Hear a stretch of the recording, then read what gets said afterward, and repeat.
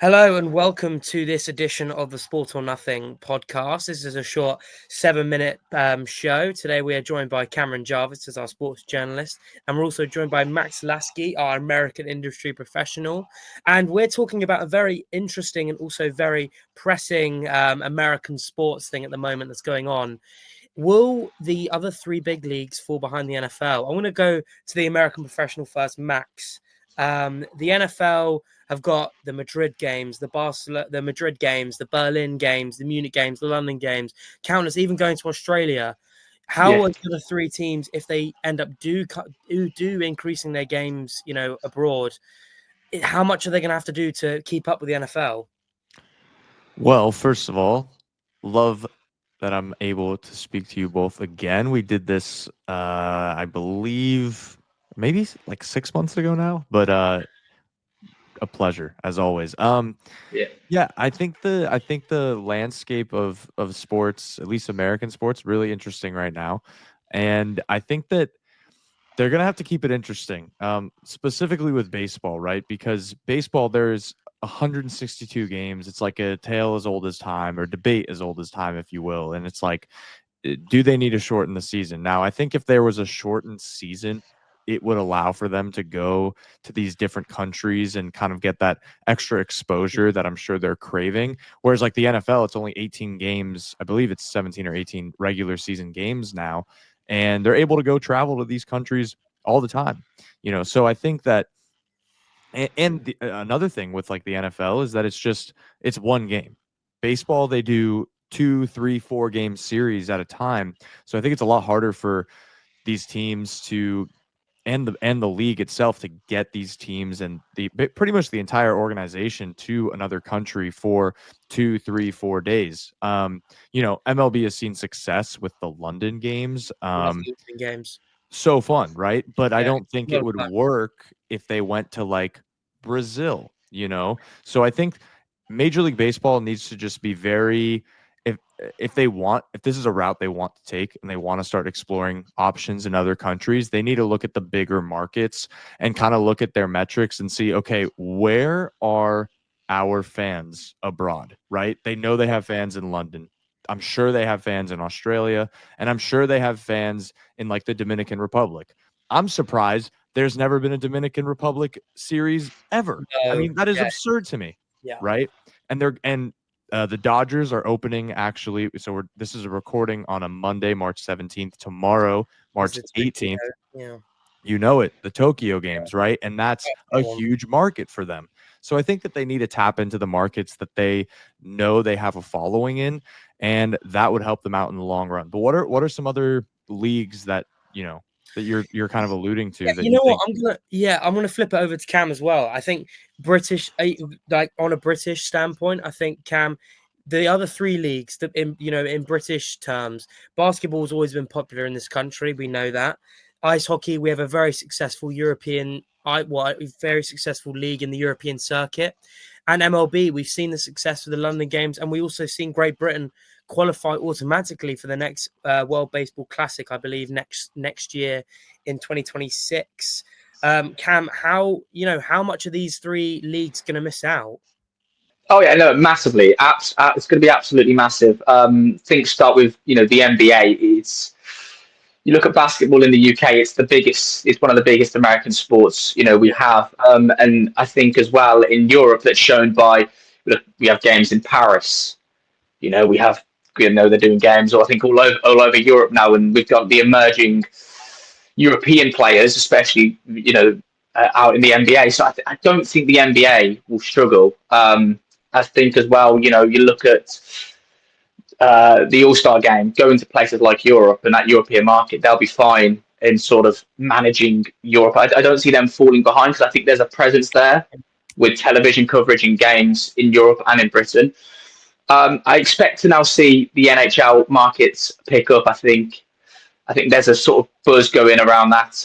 Likewise with the MLB, you mentioned the UK now qualifying, automatically for the baseball, world championships. That's massive. So I think we're going to see a slow rise in markets and growth in the UK. Just as we have with the NFL, with the games at Tottenham Hotspur Stadium, I mean, it's absolutely skyrocketed. So I think there's going to be a massive growth. I just think the NHL and the MLB are a bit far behind the NBA, and they've got a long way to go before they catch the NFL. Yeah, No definitely. doubt. Very cool. Yeah. I'd be interested to see. I mean, you make a good point, Cam, with the NBA. I mean, I'm surprised the NBA hasn't really made that European jump quite yet. I mean, No, it's crazy to me, especially with like Luca being Yeah. the yeah. face of the NBA. How have they not gone abroad to do regular season games? I mean, it's massive as well. We were talking about a change in the All Star game, in the All Star setup. I think a shift to Europe would be huge for the All Star game itself. Oh Yeah. yeah. It needs a shake. Oh, The NBA needs a shake up. But then you look at the Four Nations face off in the NHL. They kept that. They kept obviously they had Finland and Sweden, but they kept that in the they kept that Canadian American, and that was a major hit. That was so fun to watch. I think it's just about getting it right. And Yeah, like I was going to talk about the NHL probably missing out the most about not having out of all the leagues not having an international game. But then again, the success of the Four Nations, I think puts it still puts it ahead of the NBA. I think out of all four, I think the NBA is the furthest behind, in my opinion. I don't know about you, you two. What do you think? I- if I may, I think the NBA is way further behind. Yeah. Like it doesn't seem like the NBA is doing much of anything to promote their brand, to gain more exposure worldwide. I mean, we know it's very popular in parts of Asia and Europe and Mm. external from America, of course. I mean, they have teams, just one team actually in Canada, but I think the NBA is kind of in a weird spot. It seems like they just don't really care, No, Dare I yeah. say care? Like I don't know. no, It's strange. yeah. It's strange. Baseball, on the other hand, I would not be surprised if with baseball and football, I would not be surprised if in our lifetime, before any kids come into the picture, I mean, hell, even before any of us get married, I would not be surprised if we see a team in either Major League Baseball or NFL, an expansion team, head across the pond. I Because I think I think, would. Yeah, yeah. I would in baseball. Sorry to interrupt you there, Max. I no, would it's like. all good. I would maybe like a team in the in Central America, maybe like a Puerto Rican team for MLB. I Ooh, think that would That'd be I think good. that would work well, and that would touch all that market because that is such a huge market. That whole Central America, Latin America, it's absolutely huge. I think I think the first thing that needs to happen is the NFL needs to host a Super Bowl in London, and then after that there will be a expansion team in London, or maybe it would just be like a representative for the UK as a whole, and it's like a Or Europe, UK brand. Yeah, European Yeah, team, yeah, yeah, European, exactly. Because yeah. I feel like that's what they're. I feel like it's they're building towards it. right. They're building Yeah. towards. I mean, 'Cause what they're what doing the they're doing game. now is, they might do is they might have a European team and they won't just play in London. They'll have like 3 games in London, 3 games in Berlin, 3 games in Ooh, however many that or like 2 games here, 2 games there, 2 games everywhere. It'd be such a good idea just having that European team. I still think there's a long way to go. I think that's purely based on the Jaguars' decision to, you know, expand their stadium and build all their new facilities. I think they were the yeah, team most likely to come over, Yeah, but I think it will happen. I think Max. I think the main thing is that the market is there Yeah, for all four of the sports. The market is there to grow these sports in the UK, to play these sports there majorly, to have franchise teams there, to have teams there. And while that base is there, then they're always going to have that opportunity to go and put those expansion teams in there, yeah, I, and that's going to be huge for the UK and the USA and Europe as well. yeah. But coming back to having a Super Bowl in the UK, Max, that's a bold statement. And I always thought Americans would be very against that. It's their keep it American. It's their sport. You know, I'm surprised how you're so like yeah, let's have a Super Bowl in London.